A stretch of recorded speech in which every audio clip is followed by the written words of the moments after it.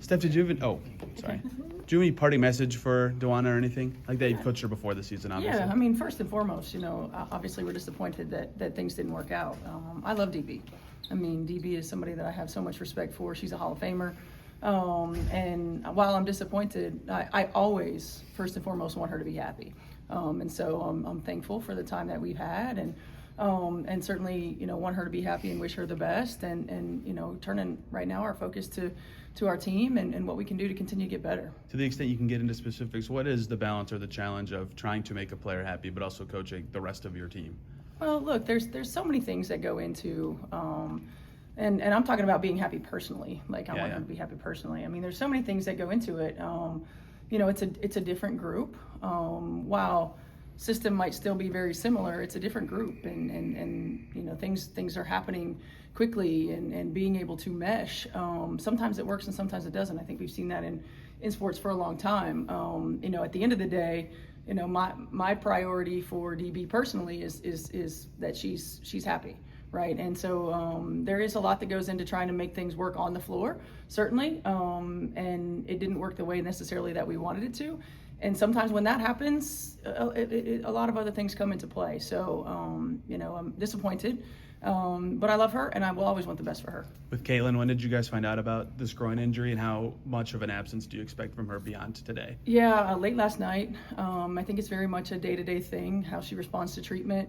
I stay in my lane and let our strength and conditioning and our physical, our AT staff do what they do best. But yeah, I found out late last night, and then we'll treat it day to day. Back to back, a factor at all with that? I mean, I don't know if it's a factor from a physical standpoint, from an athletic training standpoint. Certainly in my mind, it is. But at the same time, she's shown that she's tough and she's a quick healer. So we'll see. Was it something she reported yesterday, like pain in the left groin?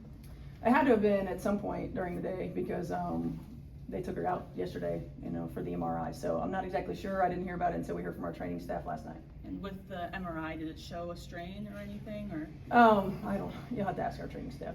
Yeah, I stay in my lane.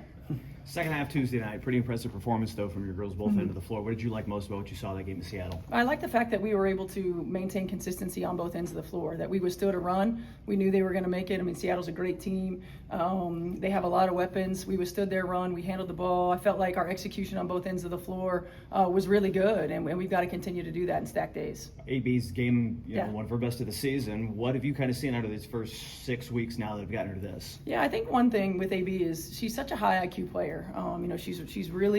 She's a player who can facilitate from the post position. She can score from the post position. One of the things that I've been challenging her to do is not look so much at deferring and facilitating and looking at scoring as a priority. She will find the next pass. She will find the next play naturally. We need her to do that. She's been incredibly efficient all season long. We just have to find different ways to get her touches that allow her to be successful. What are you excited about having Ari back? Yeah, really excited about having Ari back. I mean, certainly, her pedigree, her ability to have the ball in her hands and make plays, not just for herself, but for her teammates, and this tone that she sets on the defensive end of the floor. Certainly, when we get C back, it gives us the ability to play C off the ball a little bit, take some pressure off of her. I mean, she's getting hounded 94 feet, 40 minutes a game, every game.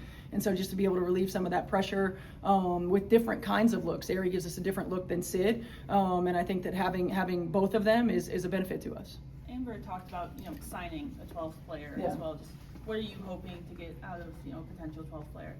Yeah, I mean, when that time comes, I hope that we can get somebody who can impact our team. Somebody who can impact our team in whatever way it is that we need at that moment.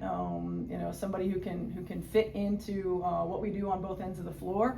I'm not sure who's going to be available around that time, but yeah, the opportunity and to have depth.